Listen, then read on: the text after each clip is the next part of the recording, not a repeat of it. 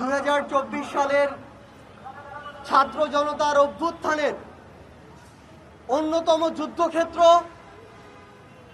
বাংলাদেশের যতদিন ইতিহাস থাকবে ততদিন এই 24-এর অভ্যুত্থানের ইতিহাস থাকবে, এই উত্তরা বিএনএস সেন্টারের ইতিহাস থাকবে।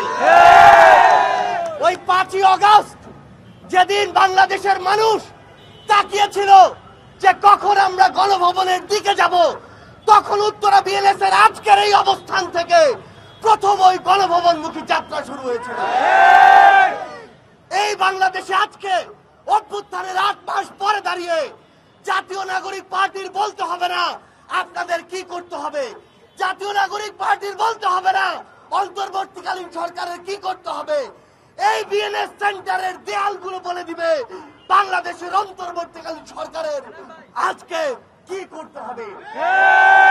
এই ফ্লাইওভারের দেয়ালের দিকে যদি তাকান, ওই দেয়ালে লেখা আছে খুনি হাসিনা। একজন যদি খুনি হয়, 24-এর অভ্যুত্থানের ওই রক্তের উপরে লেখা ওই খুনি হাসিনার যে খুনি, সেই খুনির বিচার হওয়া পর্যন্ত এই বাংলাদেশে কিভাবে আমরা নির্বাচনের কথা বলতে পারি। ওই খুনি হাসিনার খুনি শব্দটি মুছে ফেলার চেষ্টা করা হচ্ছে।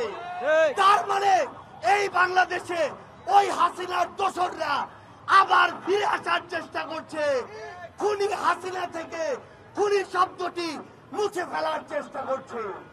এটি হচ্ছে এই মুহূর্তে অন্তর্বর্তীকালীন সরকার এবং আইন শৃঙ্খলা রক্ষাকারী বাহিনীর সবচেয়ে বড় সীমাবদ্ধতা, যে ওই খুনি হাসিনা থেকে খুনি শব্দটি মুছে ফেলার স্পর্ধা এখন এই বাংলাদেশে কেউ দেখাচ্ছে।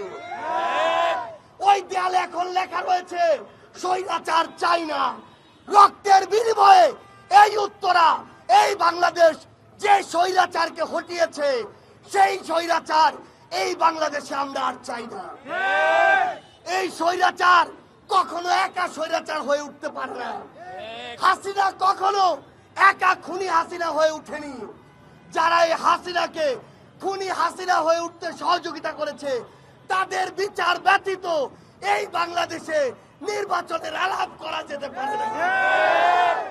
আমরা স্পষ্ট করে একটি কথা বলি, এই অন্তর্বর্তীকালীন সরকারের সবচেয়ে বড় যে লেজিটিমেসি, আজকে যারাই এটি অস্বীকার করে স্পর্ধা দেখান, সেই লেজিটিমেসি হচ্ছে 13,000-এর অধিক শহীদের জীবন এবং তাদের রক্ত।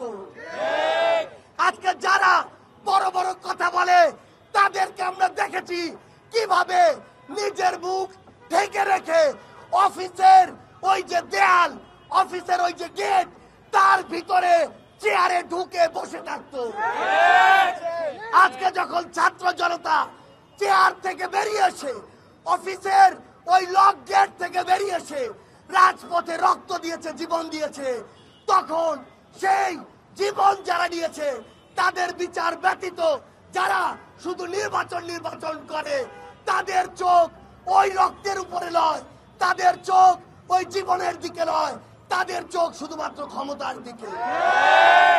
ক্ষমতার দিকে যাদের চোখ ছিল, যাদের কাছে জনগণের জীবন রক্তের চেয়ে ক্ষমতা বড় ছিল, তাদের কি অবস্থা হয়েছে খুনি হাসিনার দিকে দেখলেই তা বুঝতে পারবে।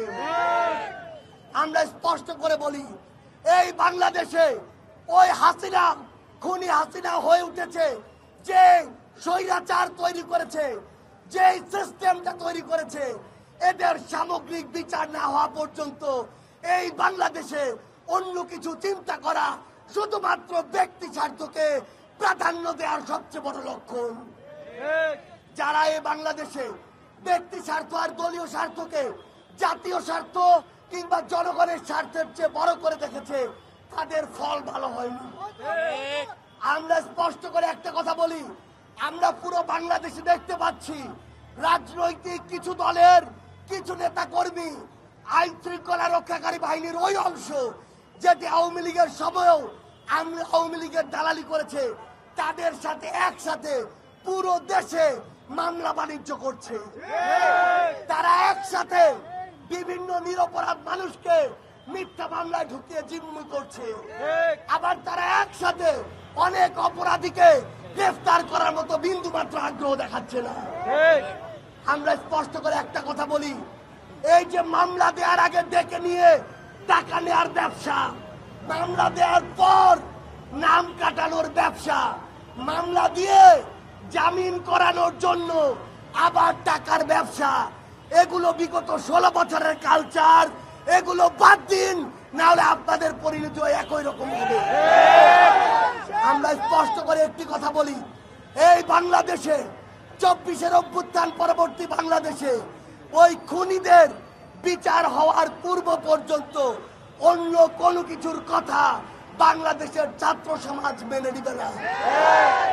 আমরা আমাদের জায়গা থেকে পুরো বাংলাদেশের মানুষের পক্ষ থেকে একটাই দাবি জানাই, যারা এত বড় একটি গণহত্যা ঘটিয়েছে তাদের এই বাংলাদেশে রাজনৈতিক কর্মকাণ্ড করার কোন ধরনের অধিকার থাকতে পারে না। তারা এই বাংলাদেশের আগামী নির্বাচনে অংশগ্রহণ করার বিন্দু মাত্র প্রশ্ন আসে না। যারা এই স্পর্ধা দেখাবে তাদের বিরুদ্ধে বাংলাদেশের ছাত্র জনতা দাঁড়াবে, তাদের বিরুদ্ধে শহীদ পরিবার দাঁড়াবে, তাদের বিরুদ্ধে আহত যোদ্ধারা দাঁড়াবে, তাদের বিরুদ্ধে 24-এর আন্দোলনের ছাত্র জনতা দাঁড়াবে।